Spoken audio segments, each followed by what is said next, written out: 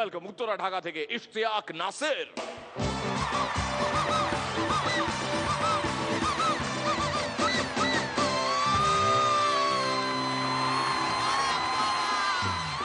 কোন জিনিস চোখ খুললে দেখা যায় না কিন্তু চোখ বন্ধ করলে দেখা যায়? স্বপ্ন। ও আচ্ছা, আমি ভাবলাম আর আমার মতো ব্যাচেলর আবার সারা রাত অব্দি জেগে ভোরের দিকে ঘুমায়। কেন? কেন? কারণ ভোরের স্বপ্নটা কি সত্য হয়? মেয়েরা বিয়ের আগে স্বপ্ন দেখে একটা স্মার্ট আর পয়সাওয়ালা ছেলে বিয়ে করার, আর বিয়ের পর আফসোস করে শুধু স্মার্টওয়ালা ছেলে দিয়ে আমি কি করব। মির্দা হঠাৎ একদিন দেখলো মিরাকেলে সব পার্টিসিপেন্টসরা খুব ভালো হয়ে গেছে, কোনো নন ভেজ যোগ বলছে না। এটাকে দিবা স্বপ্ন ছাড়া আর কি বলা যায়? একটা মেয়ে স্বপ্ন দেখছে একটা হ্যান্ডসাম সুপুরুষ তার দিকে এগিয়ে আসছে, তার হাতটা ধরলো। তুমি কি করতে চাইছো? এটা তো তোমার উপর ডিপেন্ড করছে, স্বপ্নটা তো তুমি দেখছো। সিকে কেউ চোখ খুলে স্বপ্ন দেখলে তার স্বপ্ন সত্যি হওয়ার একটা সম্ভাবনা থাকে, আর যদি কেউ চোখ বন্ধ করে স্বপ্ন দেখে তাহলে কি হইব? সে বড়জোর বাংলা সিনেমার স্ক্রিপ্ট রাইটার হতে পারবে। এখন এপারকার না ওপারকার সেটা বলে আমি আর কোনো বিভেদ বাড়াতে চাই না। আমাদের ব্যান্ডেজের সুমন ওদিন আমাকে ওই কোনায় ডেকে নিয়ে বলছে, ইশতিয়াক জানো একটা স্বপ্ন দেখলাম কালকে, অদ্ভুত একটা স্বপ্ন। এক 10তলা বিল্ডিং এর কার্নিশের উপর একটা মেয়ে দাঁড়িয়ে আছে। আমি জিজ্ঞেস করলাম কি হয়েছে? মেয়েটা বললো, এ জীবন আমি আর রাখতে চাই না, তবে শেষবারের মতো তোমাকে একটা রিকোয়েস্ট করবো, রাখবে? অবশ্যই, তুমি বলো। আমি চাই আমাকে কেউ ভালোবাসুক। আমি মেয়েটাকে ভালোবাসলাম, পরে জিজ্ঞেস করলাম তুমি ওভাবে কার্নিশ থেকে ঝাঁপ দিতে চাইছিলে কেন? কি করব, বাবা কিছুতেই আমাকে মেয়েদের ড্রেস পরতে দেয় না।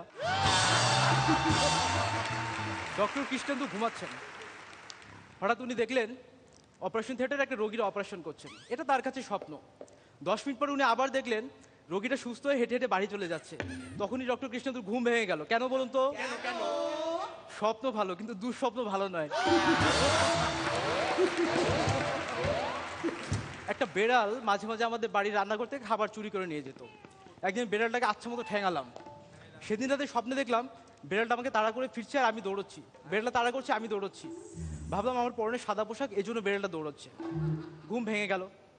তারপর দিন টি শার্টটা খুলে শুধু সাদা পায়জামা পরে ঘুমোলাম, কিন্তু সেই একই স্বপ্ন। বেড়ালটা আবার আমাকে তাড়া করলো, আমি দৌড়চ্ছি বেড়াল দৌড়চ্ছে, আমি দৌড়চ্ছি বেড়াল দৌড়চ্ছে। ভাবলাম সাদা পায়জামার কারণে হয়তো বেড়ালটা আমাকে তাড়া করছে। তারপর দিন ঘুমানোর সময় সাদা পাজামা চেঞ্জ করে একটা হলুদ পাজামা পরে ঘুমোলাম, কিন্তু সেদিন সে আবার একই স্বপ্ন। এবার হুলো বেড়ালের সাথে একটা মিনি বেড়ালও যোগ হয়েছে। দুটো বেড়াল আমাকে দৌড়াচ্ছে, আমি দৌড়াচ্ছি, আমি দৌড়াচ্ছি, ওরা আমার পিছন তাড়া করছে। তখন হুলো বেড়ালটা মেনিকে বললো, দেখ দেখ এই বেটাকে 2 দিন ধরে দৌড়াচ্ছি, আমার ভয়ে সাদা পাজামা হলুদ করে ফেলেছে।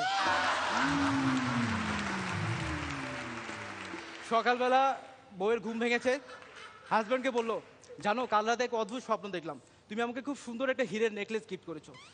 এই স্বপ্নে মানে কি? হাজব্যান্ড অনেকক্ষণ চিন্তা করে বললো, তুমি ওয়েট করো, আজকে সন্ধ্যার সময় টের পাবে। তো ওয়াইফ সারা দিন ওয়েট করলো। সন্ধ্যাবেলা হাজব্যান্ড ফিরলো একটা সুন্দর প্যাকেট হাতে নিয়ে। উদ্গীপ ওয়াইফ কাছে যে প্যাকেটটা হাতে নিয়ে প্যাকেটটা খুলতে দেখলো ভিতরে একটা বই, দ্য মিনিং অফ ড্রিমস। রনিদা একদিন ডক্টর কৃষ্ণেন্দু চেম্বারে যে বললো, এ কৃষ্ণেন্দু প্রতি রাতে রোজ আমি একই স্বপ্ন দেখছি, কিছু একটা কর। কি স্বপ্ন দেখছেন স্যার? দেখছি জি বাংলা মিরাকেল থেকে আমাকে ডাকে আর বলে আমার পাওনা চেকগুলো দিয়ে দেবে কিন্তু দেয় না। ঠিক আছে স্যার, আপনি এই ওষুধগুলো নিন, আজকে খান, কাল থেকে এরকম স্বপ্ন আর দেখবেন না। না না না, আজকে খাবো না, কাল থেকে শুরু করবো। কেন স্যার? আর শেষবার মতো ডেকেছে, দেখি কিছু পাই কি না। সৃষ্টিকর্তা একবার এক মুখবন্ধ কলস একটা লোককে দিয়ে বলল, এতে মানুষের সব ভালো গুণগুলো রয়েছে, কখনো কলসিটা মুখ খুলিস না। মানুষের কৌতূহলী মন লোকটার কলসটা মুখ খুলে ফেললো, সব গুণগুলো বেরিয়ে গেল, শুধু স্বপ্নটা রয়ে গেছিল। ওই স্বপ্নটা রয়ে গেছিল বলেই আজ আমরা বেঁচে আছি। আর আপনাদেরকে বলছি, আপনার ভবিষ্যতে কি করবেন তা ডিপেন্ড করে আপনার স্বপ্নের উপর। এখন যান, শুতে যান, অনেক রাত হয়েছে, গুড নাইট।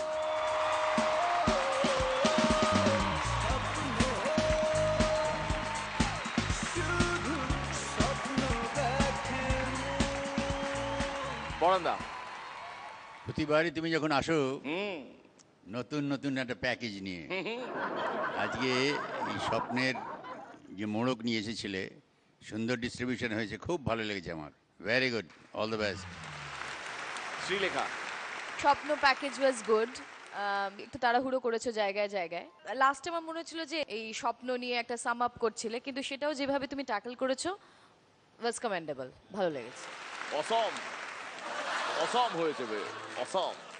রনিদা, হ্যাঁ, যে কোনো একটা টপিক ধরে তুমি তার দুপাশে ভেজ এবং নন ভেজে স্প্রেড করতে থাকো, সেটা চমৎকার।